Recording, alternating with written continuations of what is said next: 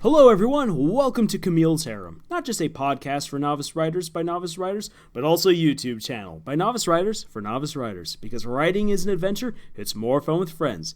And in this video, I will address a complaint I made in my initial video about how we can write dragons and keep them fresh in the realms of fantasy. For those of you who missed it, it's this. Dragons are rarely made pertinent members of the story's main cast! Dragons are often the dressing on the hearty character cast salad. Rather than play the part of the essential lettuce or croutons, they are relegated to just being a side taste. If you're going to include dragons in your story and they are intelligent, they should be participating members of your cast. Now, this does come with some caveats. If the dragons are not intelligent, giving them POV chapters might not be wholly interesting or even necessary. Also, if the dragon or dragons in question are just an obstacle within the plot, then they really don't need their own POV moments. Like kind of what we see from Smaug in the Hobbit book. Whenever dragons are made intelligent and integral to a story and how it plays out, however, they need to be solid members of the cast. Maybe they don't need their own chapters where you get to see things through their eyes and see how they're thinking things through, but they should receive just as much development as anyone else within the series. This is why Saphira in the first Eragon book is the best that we ever get to see her at, because she progresses just like Eragon does. As the series goes on, however, she is slowly relegated to a supporting role. In my project Whitefire, the dragons participate in events just as much as any human or dragonborn does. The plan is that each book in the series should have one main dragon POV, a dragonborn POV, and a human POV. In the first book, the dragon Silandria takes center stage. She is an earth dragon and a member of a highly influential society called the Serpentine Sisterhood.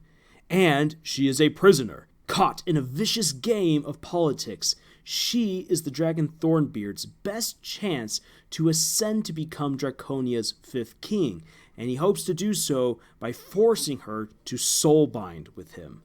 But Silandria is not your typical damsel in distress as she plots from within her own cell to tear apart Thornbeard's fledgling kingdom from the inside by pitting his own followers against each other and by sowing lies and resisting Thornbeard's advances.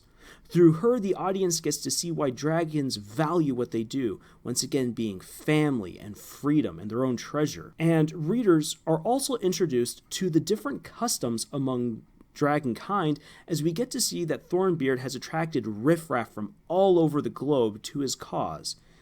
And she also puts on display how a dragon deprived of her magic can still be an incredibly dangerous force, even to others of her own kind. Now, that might sound fun to write and all, but there comes the big question of why. Why should I write this particular character and give this character a ton of POV chapters? Well, it's because Silandria is the dragon who inspired Whitefire in the first place. Were it not for this ridiculous and suggestive comic, I would have no real intention of writing a story revolving around a world of dragons. But when I first saw it, I was like, what if I gave this busty dragon a story? And then my mind went wild. But it's also because I love the idea of writing a story where the princess locked away in a tower does her absolute best to dismantle the entire tower and escape on her own. I want to show that this beautiful dragon is intelligent, driven by her own goals and desires, and is someone whose actions will have an effect across a much larger story. However, Silandria is not the only big dragon player in the first book. Among the many dragons you'll get to see in action, names like Stormeye, Dark Knight, Deathjaw, and Greybone will become very important very fast. Greybone is an adolescent dragon who is friends with the titular character Whitefire, and very eager to please others as he is the runt of his clutch, and it is kind of his survival mechanism to appeal to others.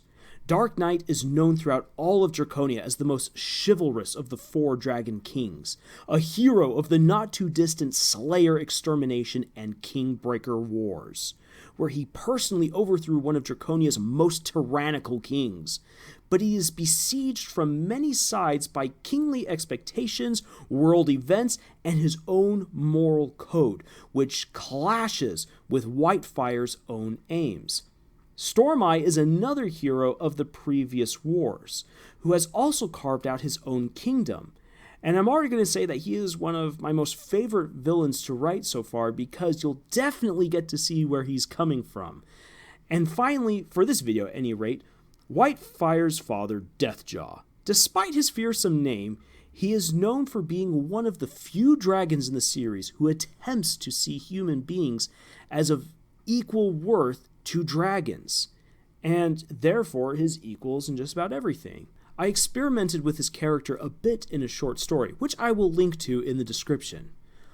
All of these dragons and the literal stacks of other characters that I've already created, I mean, I've got stacks of paper of all the different dragons that I've come up with for this series, they will all get chances to be fleshed out or introduced in unique ways throughout the series of Whitefire.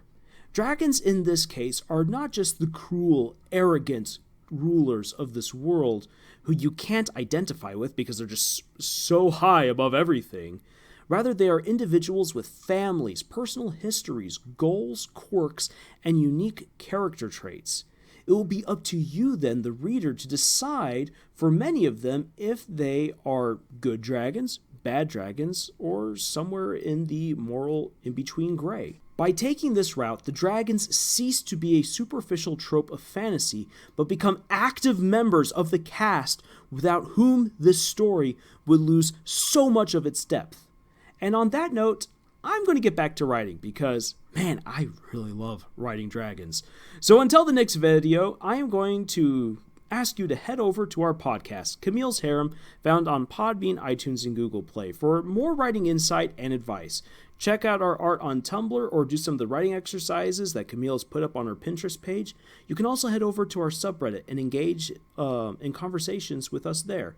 And finally, you can help us in our quest to uncover terrible fanfics to do epic readings of, all for your enjoyment. Links to all of these sites are in the description. So, see you soon, and tschüss.